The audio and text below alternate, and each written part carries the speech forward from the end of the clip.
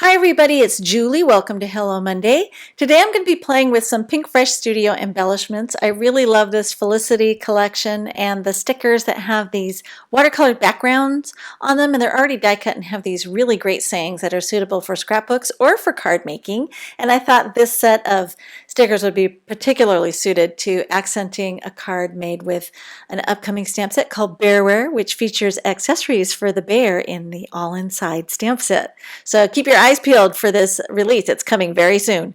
I'm going to take some of the coordinating dies from the Bearware die set and die cut through a quarter sheet of Neenah Solar White. I've set aside those die cut pieces on the right, and then I took the negative quarter sheet and turned it over to the back. And I'm going to apply the sticky side to the back of this quarter sheet. And this is Press and Seal. Press and Seal is made by Glad, and everybody has it in their kitchen pantry for sealing up their food items, but it works great for positioning your die cuts because it has a temporary adhesive on it. So I'm going to go ahead and trim off the excess, and then when I flip it over, the sticky side of the Press and Seal is showing through those die cut shapes. And then I'm going to grab my Mini Misty stamp positioning tool and position that sheet inside there. And then I can go ahead and take some of the stamp images from the Bearware stamp set and line those up with the coordinating shape there that's already been die cut through that quarter sheet. So once I have all the stamps into position, and of course I have to futz around with them a little bit and get them perfectly centered in there, call it OCD or whatever. But then once I do that, I can go ahead and close the lid of the Mini Misty, and it will transfer all the stamps and get them mounted to the lid. And it looks like that one didn't quite stick, so we'll reposition that one and then close the lid again and press a little bit more firmly. So once we have them all mounted, we can go ahead and take those die cut shapes, and they were being reserved there on the side. I'm just going to pop them back into place here, and then I can go ahead and use my ink pad. I'm going to use a Memento Tuxedo Black to ink everything up. I'm just burnishing there with my fingers to make sure they're stuck into the Press and Seal. So then when I ink up and I go to stamp, that Press and Seal is going to hang on to those die cut shapes so they don't stick to the stamps, because sometimes you're working with ink and the little die cut shapes will stick to the rubber stamp.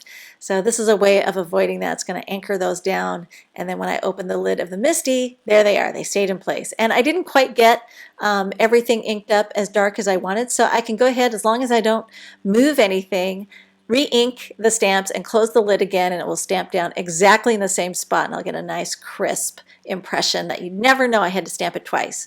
So now I'm going to pop those shapes out and I can color them, but I also wanted to show how you can reserve this quarter sheet and use it as a template for die cutting your shapes out of other types of cardstock or other colors of cardstock, and then just pop those die cut shapes back into those negative spaces again and then re-ink. This time I die cut those same shapes from a piece of smooth Bristol because I wanted to do some really quick light watercolor work, and Bristol will work for that. I'm going to ink up the images this time around with Archival Jet Black. I didn't move them, and I didn't move the, I kept the die cut template there in place, so I didn't shift that around. And so then when I go ahead and close the lid, I'm going to stamp those shapes. So you can do a lot of multiple stampings and die cuttings using this method. So I take that quarter sheet and I actually save it. I set it inside the storage envelope or sleeve for my die so that I have it available whenever I want to use it, so I don't have to make another one, and I'm just going to keep using it until it falls apart and I have to make a new one. And I have no idea how long it'll last. I just decided to try this and see if how long it works out for. So anyway, I'm moving on now to my base card, and this is a 3.5 by 5 inches when it's folded shut. It's a 4-bar note card, and I started out by using the ink blending tool to apply some distress ink in tumbled glass and the twisted citron or citrus, I think it is, and then I decided it wasn't intense enough, so I grabbed some peacock feathers and also some mowed lawn so I could intensify those colors. And sometimes I like to take the sponge and start swirling it around on my project first just to see how much ink is loaded on it before I load it, so that way I don't have too much ink on that blending foam and I don't end up with the shape of that or the hard edges of that blending tool showing up on my project. So I'm using a very light hand at first to apply that ink to make sure I don't get those ink blending edges. And I love the way this ink blends on the smooth Bristol. So now I'm going to take that mowed lawn and tap it against an acrylic block and then use my Pentel water brush there to lift that ink and load it up into the brush and just make some flicking marks to create some grass there in my backdrop. And then I've got foam tape on the back of each of these little die cut shapes, and I'm just going to mount those in place. I've got my little plant poking up out of the pot, and I've got my watering can on top, and the card is almost finished. I'm going to use my Teflon bone folder to go ahead and fold this closed. There we go, and just crease that fold line nicely.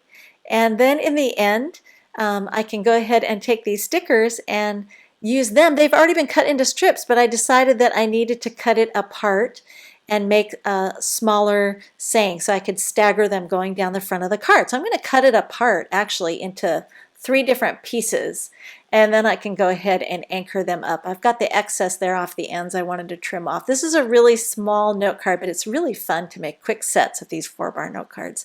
So I started at the bottom and then I'm staggering them up instead of starting at the top because I didn't want to run out of room by starting from the top and then not leaving enough of a gap there. And I did add a little bit of Stickles diamond glitter there just to simulate the little watering can drops going down into the plant there.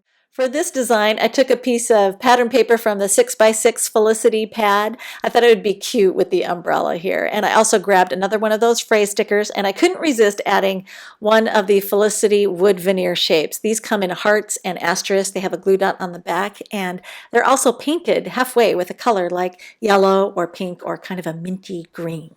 Pinkfresh also makes some really cool die-cut acetate words in beautiful tinted colors, and I thought it would be fun to create a watercolor wash background on a base card that I already made from some more smooth Bristol. And again, this is a 4-bar note card, and when the watercolor wash was dry, I just secured the die cut with my tiny attacher tool, and then I also stamped and die cut some more images from the Bearware stamp set that I thought coordinated perfectly, and then bam, it was all done. I thought it turned out adorable. So have fun playing with Pinkfresh Studio. Keep your eyes peeled for our next Essentials by Ellen release. There are more still shots and details at the Classroom blog, and all the supplies are available at ellenhutson.com. Thanks for watching.